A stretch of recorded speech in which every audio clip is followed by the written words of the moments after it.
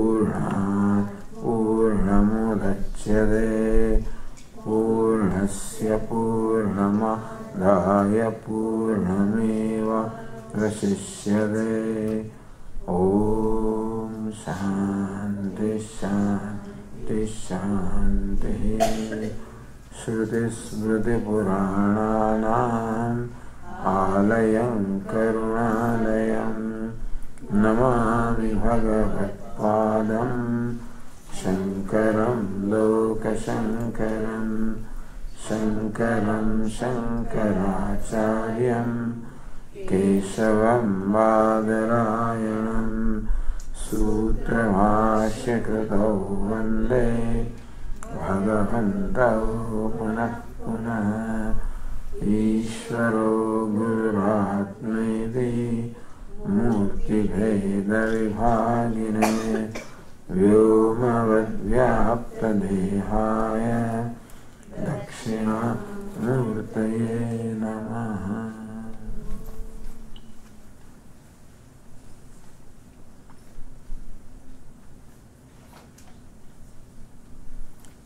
Thus we have free will in our life, and there is also the destiny. So Kathopanishad says, Shreyas and Preyas, both of them present themselves before the human being, and the human being has to make a choice. So free will also means the freedom to choose. And when freedom is given, also is given the responsibility. Freedom is always or should always be accompanied by responsibility. So we are given the freedom to choose, and we are also given the responsibility to make the correct choices. That's our responsibility. It is this thing that causes stresses, by the way. Yes. What causes stress in human being is the responsibility, that I am responsible for making the right choice. Because I create my own destiny. By use of free will, we create our own destiny. So what is destiny today was free will in the past.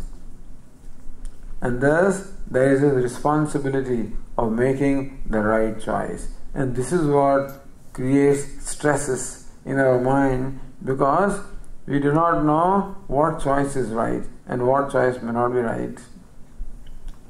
Therefore, the scriptures give us these guidelines as to how to make the right choices.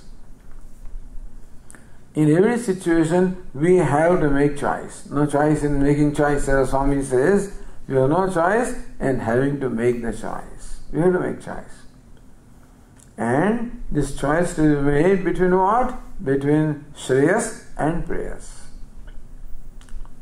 What is Shreyas? Shreyas is short-term pain, long-term gain. And what is Preyas? Short-term gain, long-term pain. One choice is short-term pain, long-term gain. Other choice is short-term gain, long-term pain. Why do we say that? What is Shreyas? Shreyas is the eternal happiness. And there's only one entity that is eternal, and that's the self.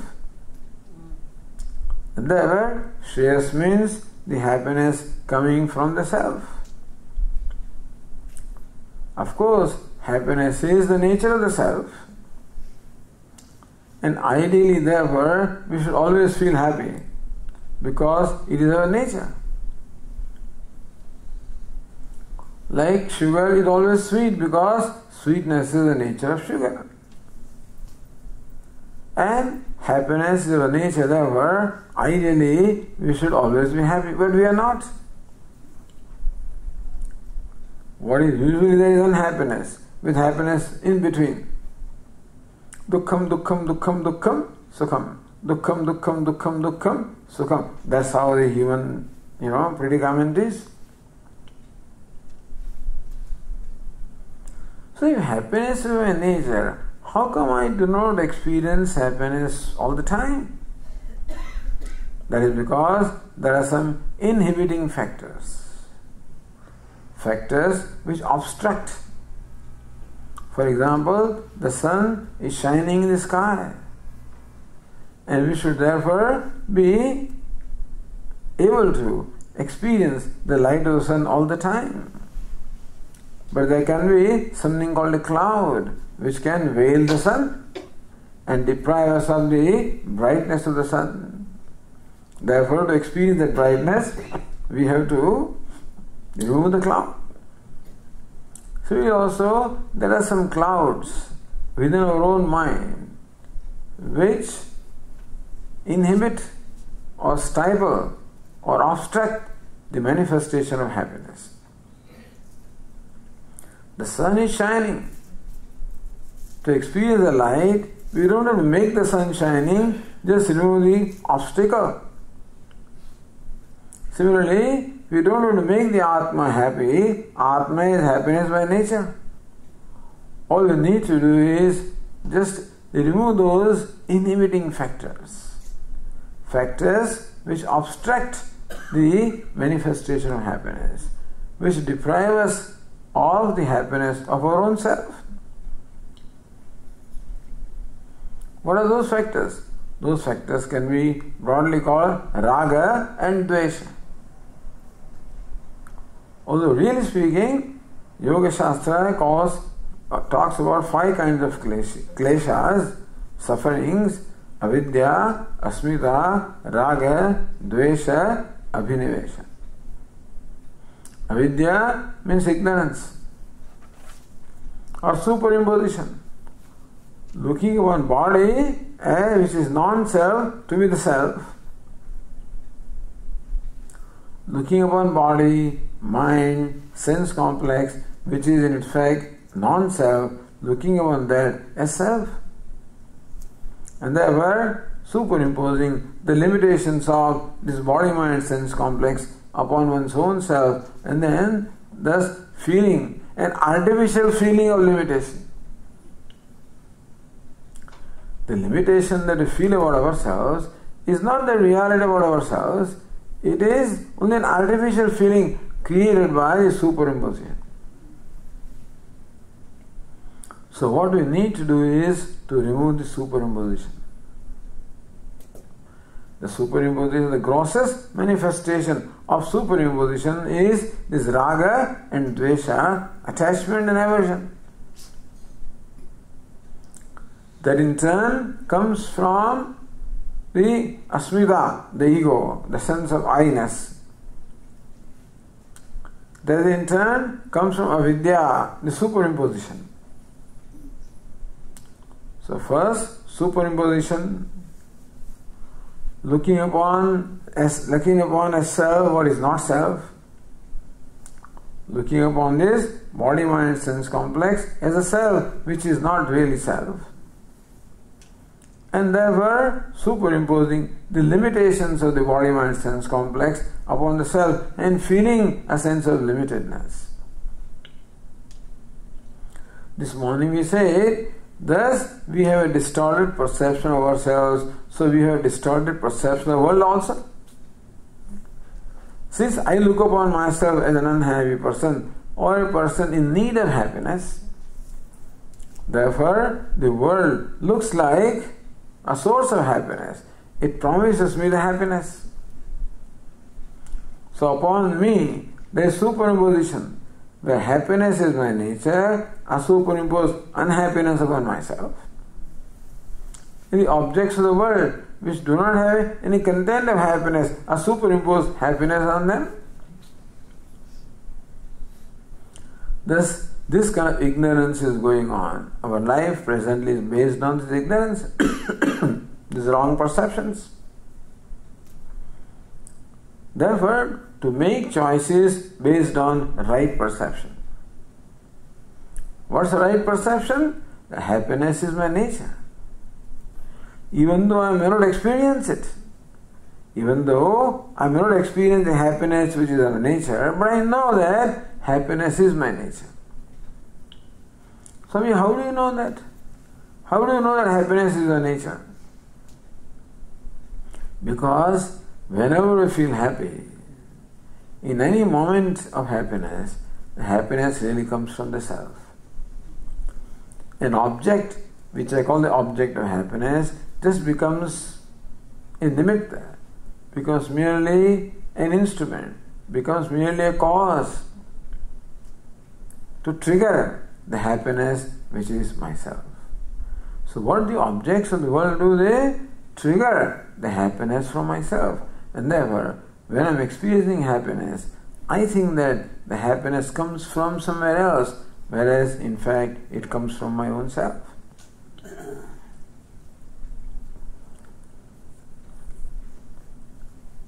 So, if happiness was not my nature, I love happiness, is not so? And there is always love for one's own self. If unhappiness was my nature, I would love unhappiness, understand this? Yes. But the fact that I love happiness and hate unhappiness means that happiness is my nature. Atmanastu kamaya sarvam priyam bhavati. Whatever becomes dear to me is dear for my own sake. So all this analysis enables us to understand how happiness resides only in the self. But we have a mind which over the countless past births has concluded that happiness is out there. So mind always reaches out. Kathopanishad says, Paranchikhani vyatuna swambhu tasmat parang pashyati nantaratman. Ishvara has created our mind and sense organs extrovert. Therefore, man always looks out for happiness and security. He never looks at himself. So this habit of the mind of always looking out to the world for happiness and security, that has to be reversed, understand? Because that is hurting me. Looking for happiness where it is not is going to make me disappointed, is it not so?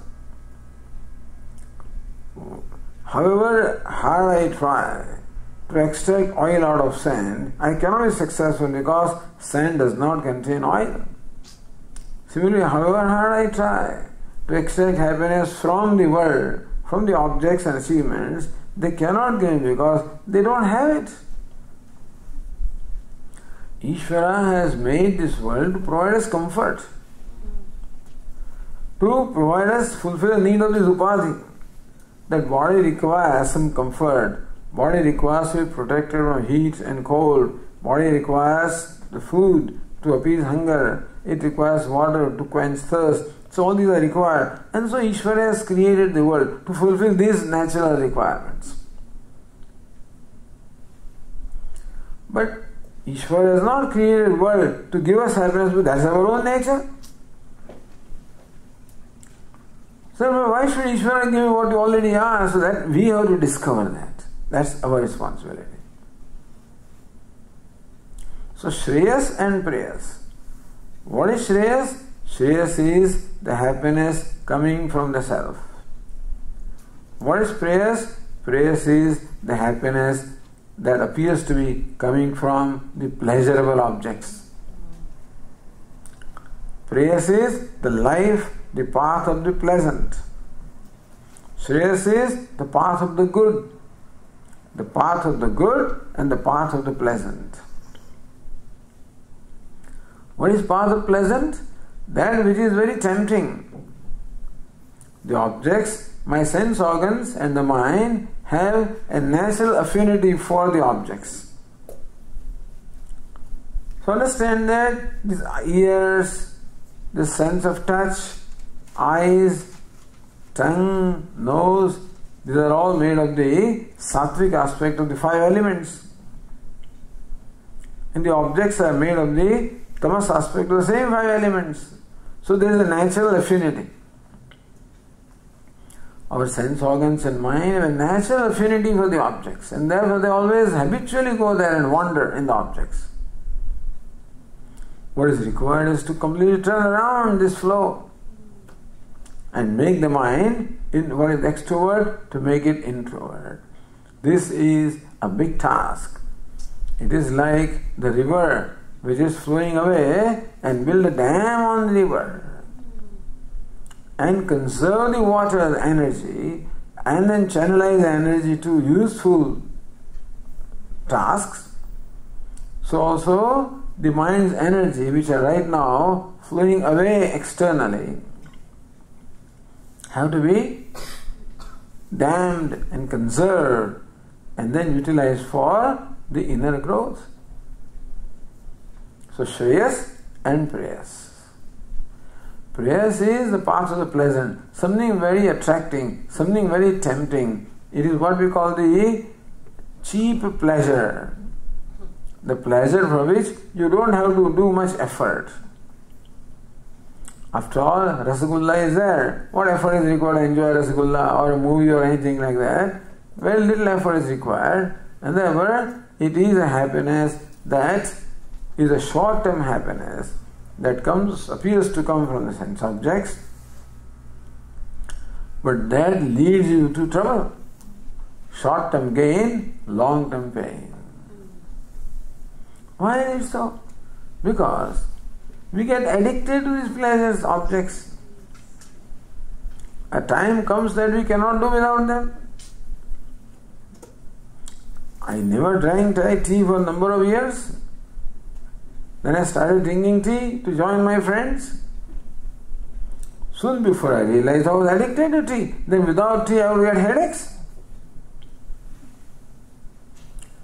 So, it is not we who are enjoying the pleasures, it is pleasures who are enjoying us. This is the path of the pleasant. This is Preyas. As Sayyid Bharatwari says, Bhogana bhuktaha vayameva bhuktaha. You have not enjoyed the pleasures, pleasures have enjoyed us. In Taittiriya Upanishad, the word annam means food, is defined as adyate tisha bhutani. What is eaten is called food, and what eats also is called food. So while we are eating the food, food quietly eats us away also. By making us dependent upon that, by making us also addicted to that, by making us bound with that. So Preyas is no doubt the path of happiness, but the binding happiness, where we keep losing our freedom. It is not the path of freedom, it is the path of bondage. Because we know that there is this rule of what we call diminishing return. The first Rasgulla gives a great joy. Second Rasgulla gives you also joy. The third, fourth, fifth may give you joy. But then what? Sixth Rasgulla, seventh you don't want to eat it. And eighth brings everything out. So this is called the diminishing return. And so the happiness which we get from the objects is diminishing return. That means that happiness is not really there. In the beginning, just my superimposition. The Rasgulla means happiness. So when I eat, I enjoy happiness. Somebody else does not superimpose happiness on Rasgulla. He doesn't feel anything. There are people who don't care for Rasgulla. They don't care for laddu. They don't care for sweets. No, Swami, they are not interested. I can't imagine how somebody cannot be interested in these things, but there are people.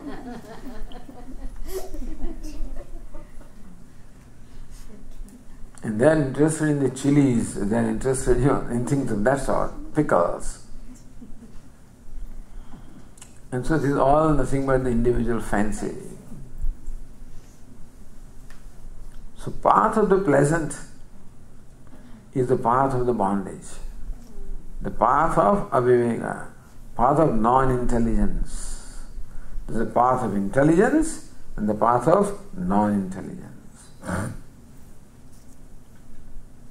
Shreyo hi dhiro abhipreyaso vrunide. The dhira, the wise person, the thinking person, always chooses the happiness of the self. But it does not come right away. As long as raga dveshas are there, so long I don't experience happiness of the self. But I don't give up. I choose the shreyas, the long-term happiness, and short-term pain, because the pain of giving a raga dvesha is a painful thing. Attachment, aversion, we are so attached to them actually that to give them up is very difficult. You know how difficult it is to, suppose I am holding certain beliefs very dearly, and somebody proves to me that Swami, your belief is wrong. It's not scientific. How difficult it is for me to change, to accept a new belief is very difficult. Because we are so identified with our beliefs and opinions that it becomes very difficult to give them up. Therefore, giving up raga dveshas is a tough job. But the wise person chooses that path anyway.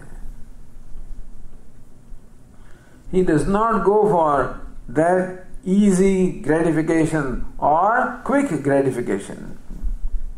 Path of prayers, the path of quick gratification. Path of shreyas is the path of lasting gratification.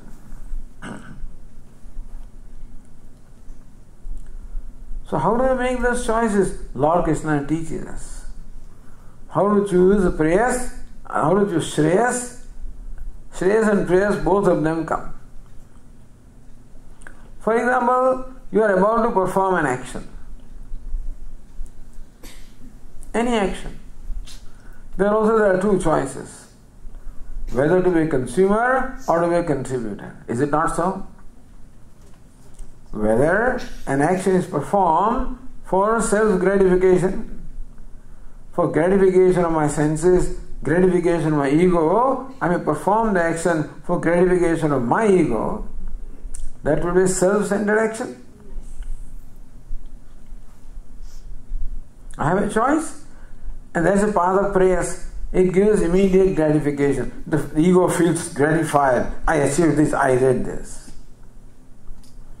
But what happens is, more you try to satisfy the ego, more demanding it becomes. Ego is like fire, and satisfying ego is like pouring butter into the fire. And therefore, more you satisfy the demands of the ego, more demanding it becomes. And it rules us. A time comes when we lose our freedom completely. That's the path of prayers. Easy gratification, short-term gain, long-term pain. Path of shreyas, on the other hand, is what? Be a contributor. Self-centered action or selfless action. These two choices are there every moment. In fact, every moment we have this choice. Even if we are performing action or not performing action, we have that choice. Because mentally we are doing something anyway all the time, isn't it? Physically we may or may not be doing, but mentally we are always doing something, we are always thinking. So what attitude will you maintain? One attitude is, I always look for my benefit. One attitude is, how I can use the world. How I can use the other people. Because constantly we are relating to somebody or the other, right? From morning till night, we relate to the world. To the people around ourselves. It may be at home, it may be at place of work, it may be in the place of market, wherever it is. What is our approach? Every moment, what am I looking for? How to use these people for my happiness, or how to become useful to these people? As our Swamiji says, Whenever anybody comes before me, the first thought that occurs to me is, how can I be useful to this person? When somebody comes before me, the first thought is, how can I use that person? Two thoughts are there. How can I be useful and how can I use? How can I be useful? Path of Shreyas. How can I use? Path of Prayas. So we should know what is Shreyas and Prayas. Every moment these choices come before us. Every moment. Who are the wise people? Bhagavad Gita describes them as Sarva Bhuta Hite Rataha. Those who are devoted to the well-being of all the beings. That's a tall order, of course. But at least this attitude of being useful. How would that attitude come? Swami, why should I be useful? Why should I help somebody? Because you are constantly being helped. Because you are constantly drawing from the universe. Universe is constantly helping you, supporting you, serving you. Is it not so? All the elements of nature constantly work to support me. It looks as though Ishvara has created the universe for my sake. Human being is the central person. And all the devatas, all the pitrus, means the departed souls, ancestors, all the rishis, all the other human beings in society, and all the plants and animals, all of them are all supporting me. The cows support me by giving milk. The trees support me by giving fruits and oxygen. The plants support me by providing the food. All animals and all the plants and vegetable kingdom, whatever there is constantly helping me. The sun is constantly helping me by illuminating my way. The moon is constantly helping me by providing taste and nourishment to the vegetables and by providing, of course, the coolness. Earth is constantly helping me by supporting me, sustaining me, by giving me the food. I give earth a little bit and give so much many times more. All elements of nature, earth, water, fire, air, space, all of these are constantly serving me. They are designed to do that. They don't have a choice of not doing it, but they are designed that way. So in Sanskrit there is a verse which says, Paropakaraaya vahanti nadya. The rivers flow for paropakara, for helping others, serving others. Paropakaraaya vibhati surya. The sun shines also for serving the world. Paropakaraaya duhanti gavaha. The cows give milk. Again, the cows never drink their own milk. The trees never eat their own fruits. All meant for others. Whole nature is meant for others. What a wonderful thing that is. There's what you call a yajna is going on, a paropakara yajna. Yajna means a cosmic sacrifice or a cosmic order is there, and that cosmic order is one of yajna, one of offering, one of paropakara. So every atom in the universe also constantly functions for paropakara. And therefore, it's only proper that human being also functions that way. Again, the free will comes. Whether I should do something for upakara to my ego, or I should do something for upakara to somebody else. Choice is there. See how important the free will is. Not a big freedom, but freedom to decide what attitudes we entertain. I may not have freedom to decide what action I perform. The circumstances may decide what I have to do. I may not have the freedom to decide that. Because many people complain, Swamiji, you talk of free will. Where is free will? At home there is no free will. In office there is no free will. Nowhere there is free will. Other people decide what I do. I don't have any freedom. 1 minute of freedom in deciding what to do, but one has the freedom in deciding what the attitude with which you do. Little freedom, but that's enough. Your vehicle is there with your own steering wheel and you have to negotiate. So this little freedom of choosing what attitude to have, that's enough. Doesn't matter what work you do. That is why Lord Krishna made every work as part of the cosmic yajna. Whatever the destiny brings to you, you may not, that is what destiny chooses. What you do is often not chosen by us, is chosen by destiny. Doesn't matter. No complaint. Oh Swami, look, I have to go from morning till evening, I have to keep on working like a donkey. Look how fortunate the other person, lucky the other person is. They get away with anything. They don't do anything. Don't complain, because we cannot change the destiny.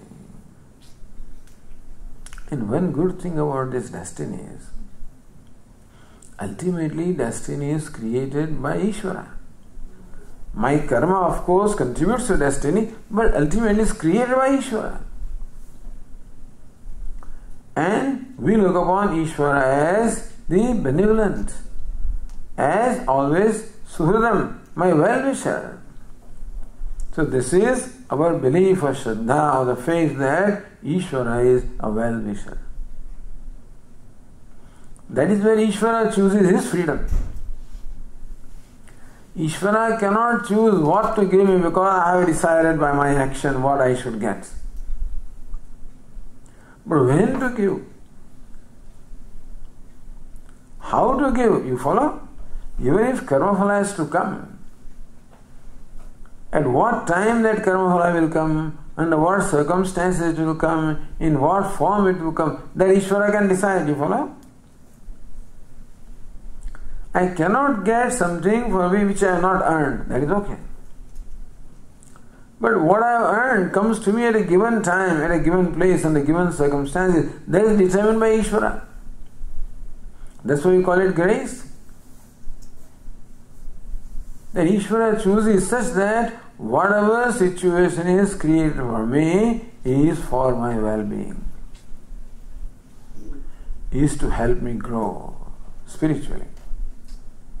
I may or may not be able to grow materially. I have to accept whatever material benefits come. But I have the freedom to use every situation for my spiritual growth. I may not have freedom to determine what material gains I have. I may not have much freedom. That is why Mahatmas always say, there are these 4 Purusharthas, Dharma, Artha, Kama and Moksha. He says, fellows, don't worry about Artha, Kama. Don't worry about the wealth and pleasure. It will come by your prarabdha. Worry about Dharma. That is where your Purushartha comes. That's where free will comes. Alright. Somebody, that there was a nice song. एक झोली में कांटे भरे हैं कांटे, एक झोली में फूल भरे हैं, एक झोली में कांटे. कोई कारण होगा. I don't have that song here before me, but then it says that in one bag is full of flowers, other bag is full of thorns. Let it be. Kuch karan. There must be some reason why it is so. So I don't make a judgment about something being right or wrong. I leave that judgment to Ishvara because he creates. So success comes, that is also decided by Ishvara. Failure comes, that is also decided by Ishvara. I decide what effort to make and with what attitude to make that effort. That is where the success is. You know the famous statement, success is not the key to happiness. What's the other part? Happiness is the key to success. So we keep on measuring success by some external criteria. Success must be measured by the extent to which it gave me happiness. And remember that nothing gives me happiness except my own mind. And therefore, my own attitudes will give me happiness, or my own attitudes will make me miserable. The world doesn't make me miserable. The world can keep me hungry, keep me thirsty, keep me hot, keep me cold. All that, of course, the world can do. But whether I am happy or not is something that I have to decide. That is where the free will is, that I refuse to brand something as a failure. Why should you brand something as a failure? There is an action and there is an outcome. That's all it is. Success and failure are our own perceptions. Is it not so? We choose to call a given outcome success, and we choose to call another outcome failure, and then we call success, we become happy, failure, we become unhappy. But unfortunately, there are more failures than success. Otherwise, if they are equal, then there will be no problem. Okay. Failures come, next is success, then I am quite assured, no problem. But no. Dukkham, dukkham, dukkham, dukkham, sukham. Unfortunately, there are more failures and favorable things than there are successes. Meaning that if I deliver myself in the hands of the result of the action to make whether I am happy or not, I am miserable. So that is free will, where I choose and I decide. So whether to call an outcome success or failure, who decides that? I have to decide that, is it not so? No, Swamiji, you may call something success, but the whole world calls it failure. People judge me by my outcome and they decide whether it's success or failure. Let them decide. But what you decide is your own freedom. We respect the world. And it's not that we want failure, we want success. So whenever we make an effort, make all the effort to be successful. We don't say that we work for failure, we want to work for success. But we know that we cannot control the outcome. That's destiny. What I cannot control is destiny. What I can control is free will. I can control my effort. I cannot control the outcome. Karmanyavadhikaraste ma phaleshu kadachana.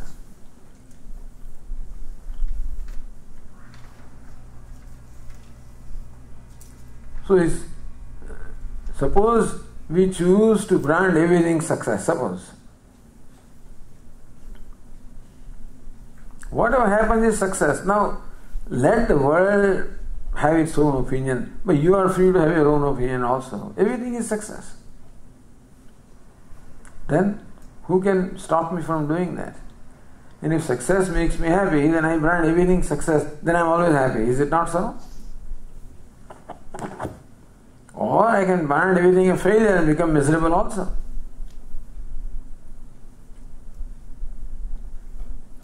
See, these are all practical things, day-to-day things. Meaning that we should be alert. We should be observing our mind constantly. And what kind of attitudes that are in the mind, that also we should be constantly aware. What attitudes are there? What values are there? We should be constantly aware of that. And when we find that the mind is entertaining a negative attitude, then it is for us to change it to a positive attitude. That freedom we have. At least you have that freedom. We have that. At least those of us who are fortunate enough to be exposed to Vedanta. We know that freedom we have. There are many who don't have this exposure, but it is true that they may not know what freedom is or how to use that freedom. That is, those who are exposed to the teaching of Vedanta, they know how to use the free will. Very limited freedom we have, very limited. But quite enough to make all the difference between success and failure. After all, success also is a perception, failure also is a perception. Our Swami says there is no such thing as success. What is simply outcome. There is an effort and there is outcome, that's all. There is no such thing as success or no such thing as failure. So it is arbitrary. And what I call success, you may as well call it failure also. Is it not so? If I get 75% points in the test, I may be very happy. 75% marks I got. Somebody is miserable. Swami, he expected 95%. He got 75%. He is miserable. So these are all subjective perceptions. There's a lot of subjectivity in our life. More objective we are, more we are with the realities of life.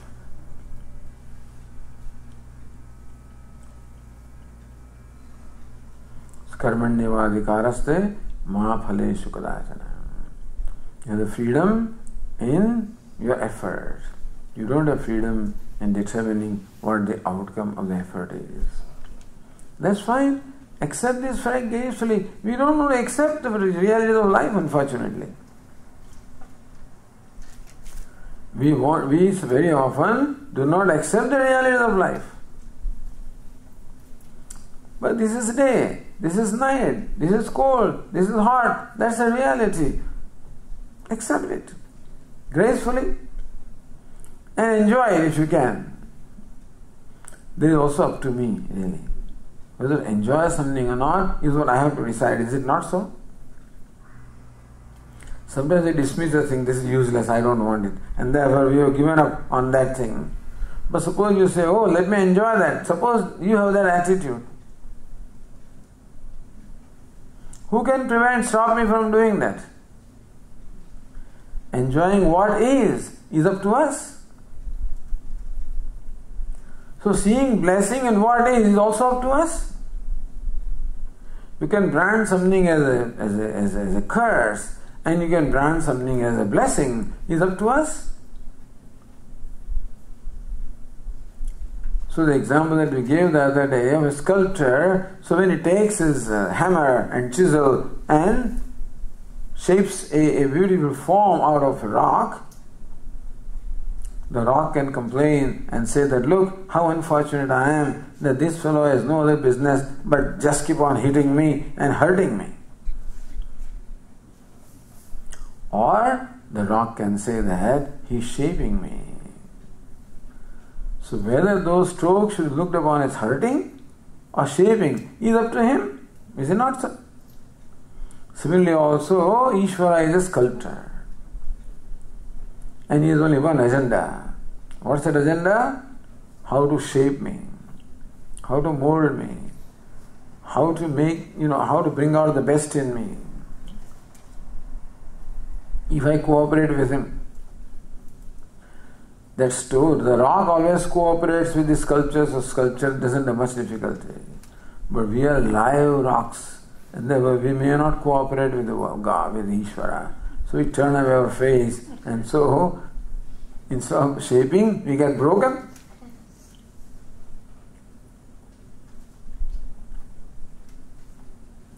So use the free will in always aligning yourself with Ishvara.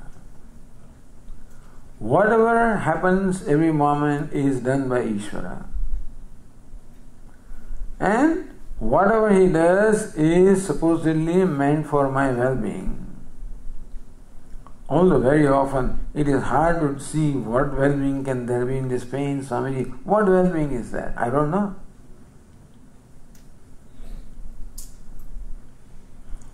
But the pain is there anyway, and we have to go through it anyway. Whether you do it smilingly or crying is up to us. So free will and destiny, constantly they are there. And the free will, a limited free will, is given to us to make the right choices in terms of right attitudes and right values. Other choices you may not know, Swamiji, what now? I have this amount of money with me to make an investment. What choice to make? That I don't know. They can ask an expert. It's not that choice that Vedanta talks about. That's not the choice we are talking about. We are talking about choice in terms of maintaining what attitude, what values I entertain, what attitudes I maintain. And so you invest your money, fine. Then leave it to Ishvara. The rest is all destiny. Once money is invested in stock market, rest is all destiny. What Ishvara will do, God alone, He alone knows. He also may not know these days the way things are happening.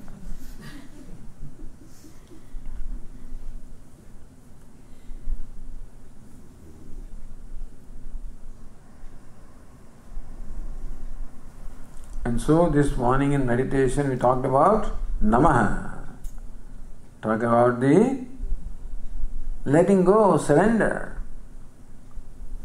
So when it comes to karma phala, that is destiny. Karma phala is destiny. And give up resistance to that. Stop branding that. Stop branding it as success and failure. Stop resisting. Stop rejecting. Have a welcoming attitude towards whatever comes before you. Swami, this fellow is my enemy. How can I welcome? Well, I don't know. You will work out better sometimes, But in our mind, this welcoming is not an action, understand? This attitude is not an action. It is what is in our mind. In action, outwardly, you can give him a slap. You think it is necessary. But inwardly, you can be still kind. Sometimes one has to be cruel to be kind. And so, give benefit of doubt to Ishvara, that even though he looks cruel sometimes, there is that cruelty also is for kindness. Ishvara doesn't always fulfill all my desires, but I give him the benefit of doubt. He did not fulfill my desire, he knows better than I do. He knows what is good for me, I may not know. So when we make a desire, then it is taken for granted that fulfillment of the desire will be good for me. That's our perception. But how do you know that? How do you know what is good for us? Or what is good for us today? How do you know what effect it will have 10 years later? You don't know?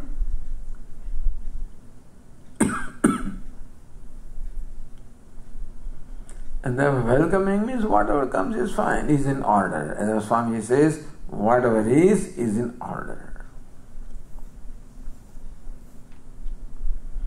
So these attitudes is all choosing Shreyas from Prayas.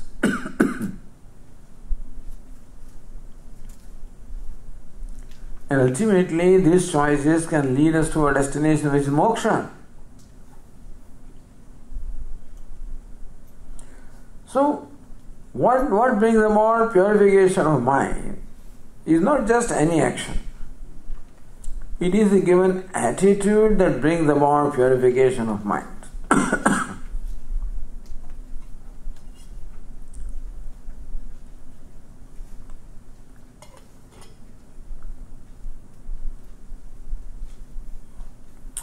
Outwardly, the action can be a very big charitable action. I mean, donating $1 million to somebody, it's a great action, but depends on my attitude. If through that I am seeking some political benefit, some other kind of name and fame, something else, if I have an agenda, then that $1 million of charity may bring about some power, it may bring about some name, fame, recognition, it may, but will not bring about purification of mind. So two kinds of punya is there. When you perform an action, with desire. A good action creates punya, means virtue. But that punya or virtue is utilized in fulfilling my desire.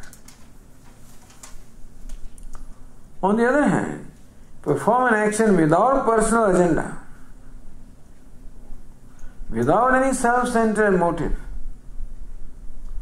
then also that good action creates punya. What will it do now? I have no desire to fulfill, so what will it do? It will bring about purification of mind.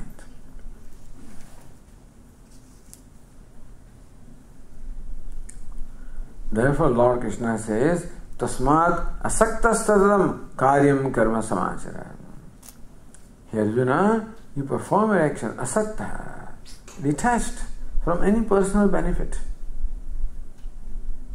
Karyam karma, do what is the right thing to do.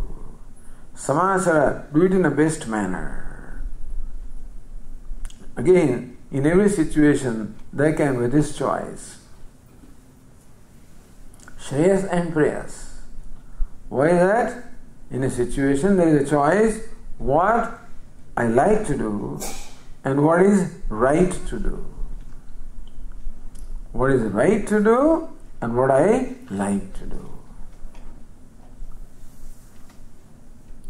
Sometimes you are lucky, what is right is also what I like, then you are lucky. You go to Ayurvedic physician, he always gives you bitter medicine. Always. Sometimes, however, Ayurveda says that you are suffering from fever, then you should eat shira. Means you should eat, what do you call it, bhoga, rajbhoga. So, with all this ghee and jaggery and make a nice halwa. Halwa is good for removing the fever. Thank you. So sometimes you get what you like. But more often than not, the Ayurvedic medicines are bitter, is not what you like, but what is right. So choice between what I like and what is right. What I like, prayers. What is right, shreyas. Sometimes they can be one, but more often than not, they are different. What I like is that which gives me immediate gratification. What is right is that which gives me a long-term benefit. And mind has a natural tendency to seek immediate gratification. So choose what I like and what is right. They're all tough choices, huh? I mean, it's nice to hear and nice to say.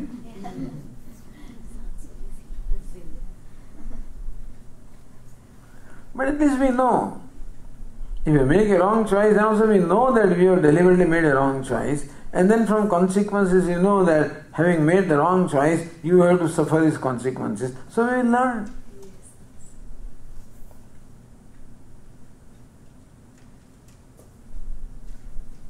So free will and destiny. Free will has a great role to play, and destiny also has a great role to play. If we look upon destiny as that which is given by Ishvara, and that whatever Ishvara gives me is for my well-being, then what is destiny? Destiny is the situation created before me to help me grow. And usually, no pain, no gain. That's what they say. Growth almost always involves pain.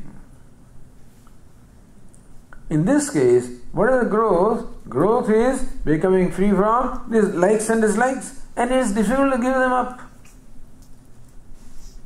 Sometimes we are so identified with the likes and dislikes, so identified with the attachment and aversions, that to let go is very difficult. But if I have this trust, Shraddha, that Ishvara is my well-wisher, and he gives me destiny which is meant for my growth, then I will choose that path, even though it may be painful. Have you ever heard of the story of any great person whose life was not full of all hardships? You tell me one thing, one person. All great saints and sages, lots of hardship in their life.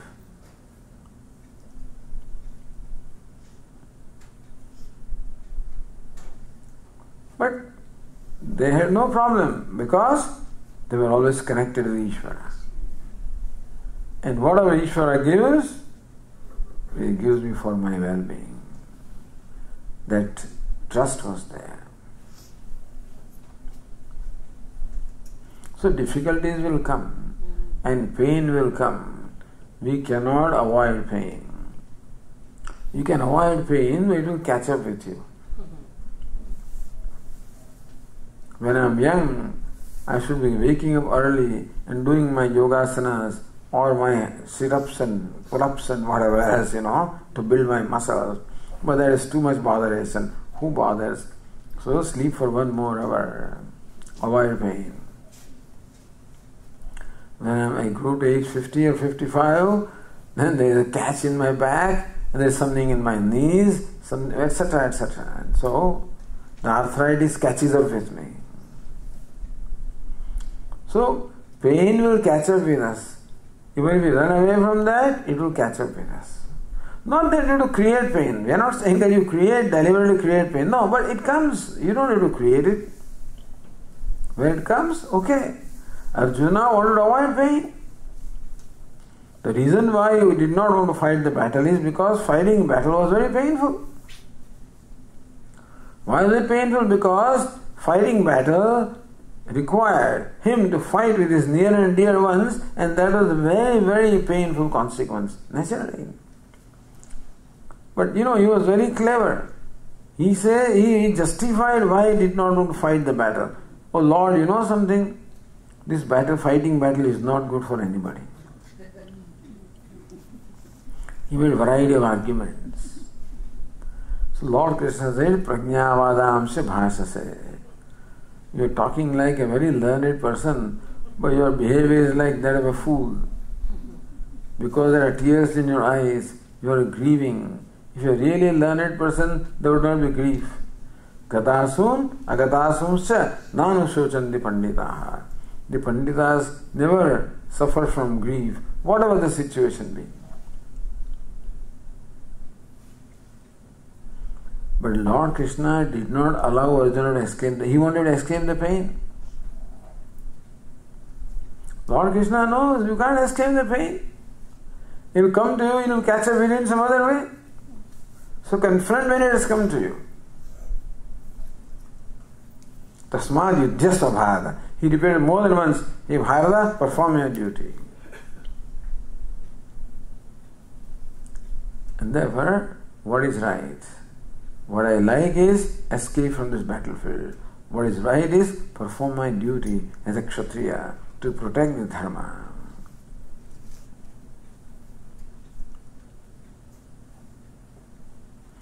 So if we have this faith that the difficulties or hardships in life also have something to contribute to me, that without the hardships we cannot be molded. The molding and formation takes place by hardship. If we accept that, then we will be able to accept them. And therefore, mark of maturity is understanding the realities of life and gracefully accepting them. And the realities are of two kinds, pleasant and painful. So Lord Krishna says, Siddhi Siddhyo Samo Bhutva Samatvam Yoga Uchyate. Here Arjuna maintains the equipoise of your mind in success and failure. Lord Krishna mentions success and failure in the context of Arjuna, but it applies to all pairs of opposites. In heat and cold, success and failure, honor and dishonor, censure and praise. In all pairs of opposites. Not only success and failure, in all pairs of opposites, maintain equanimity of your mind. When this is given by Ishvara, there must be a purpose. Okay, I gracefully accept it. We, as we said in the morning meditation, we resist, we react, we reject. And that's how we suffer. But do not resist, do not reject, do not react. There we can use our freedom. By not submitting ourselves to our impulses and being always alert to use the free will. The Shreyas and Preyas, both of them come to us at every moment. Shreyo dhiro abhipreyaso brunite. Dhira, the intelligent, the thinking person, always chooses Shreyas over the Preyas. Preyo mando yogakshema brunite. The manda means a dull person, a non-thinking person, goes for immediate gratification, chooses Preyas, and misses out in his life. A previous verse said, Anyashreya anyadaiva preya tube nanarthe purusham sinita so shre adadanasya sadhu bhavati hiyate arthat yo preyo brunite. The Shreya and Preya, both of them come. But the one, tayo Shreya adadanasya sadhu bhavati. One who chooses Shreyas, sadhu bhavati. Good happens to him. Hiyate arthat yo preyo brunite. One who chooses Preyas all the time, arthat hiyate, he is deprived of the goal of his life, the Purushartha. So this is basically the discussion on destiny and free will. So we'll conclude here, and any questions that you may have, next 1 hour is meant for question answers. That many questions you have, good?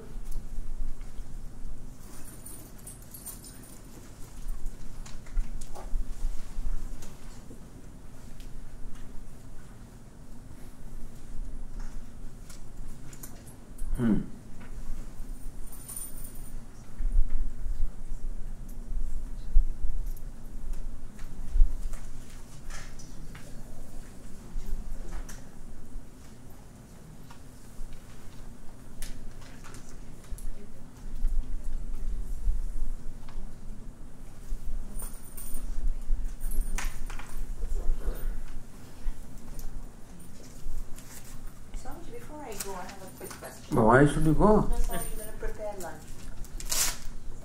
Just very quick. Sorry to make some. I've always had this problem with free will versus destiny because I always thought that we had free will to, choose everything. But today somebody clarified. So destiny is not destiny that God has given constantly, what you think, how you do, but it's given on the basis of what was done prior. So it comes in this big storehouse. Everything is just looped in there and put in there. But I guess, like Swamiji explained today, that when you get the phala in this life or whatever is to be done, it's taken into consideration what is the right time, what is conducive, I'm guessing. So then, but what's in the storehouse has been a creation by us, which is free will at that time. So then it's not destiny to say that the Lord has chosen that you have to be so and so, but it's just choosing only the time that it needs to be given, isn't it? Yeah. So we have very much participation in what comes to us, but Lord can choose the time and circumstances so that it is beneficial to you. So the free will is not in the time that it comes to us. So that was always the dilemma that I faced. So we have the capacity to choose how and what we do at this moment only. But when it is given to us and how it's given to us, we don't have the free will on that. Right. Yes. And you don't need to control those things also. Human being wants to control everything and he feels comfortable and secure only when I can control. That way there is a lot of stress in human life because there is unpredictability. The outcome of an effort is always unpredictable. That's what causes stress. So unpredictability causes stress because I want to be sure of everything. I feel insecure when I cannot control something. I can control something only when I know. So I do not know what the outcome will be. Therefore I cannot control. Therefore I become insecure. So therefore Lord Krishna says, accept whatever comes. Don't try to control. Don't try to control. Whatever comes, welcome it. So there is a whole storehouse. We don't know what will come next. Doesn't matter, why worry? Let what, as long as our attitude is right, doesn't matter what comes to you. As long as our attitude is welcoming attitude. Not an attitude of being a victim. Not the attitude of being sacrificed. Attitude of being judged, etc. So we do not brand the destiny in that sense. The destiny has been unfair to me. I've been victimized by it. We need not worry about who created destiny also. It's something which we do not control, that's all. This is all being told so that we can understand the mechanism. That what is destiny today was free will some other times earlier. In that sense, we have participation in what is destiny also. But it is already done in the past. I don't know when I did it. So right now what comes to me is something that I have no control over. I don't even know what will come to me next moment. So leave it to them. Leave it to the destiny to bring whatever it wants to bring to me every moment. And I have the freedom in how to welcome it. What attitude to have with reference to what comes to me. In that, if there is Shraddha, that look, the purpose of my life is self-growth. The purpose of life, as far as the ego gratification, etc.,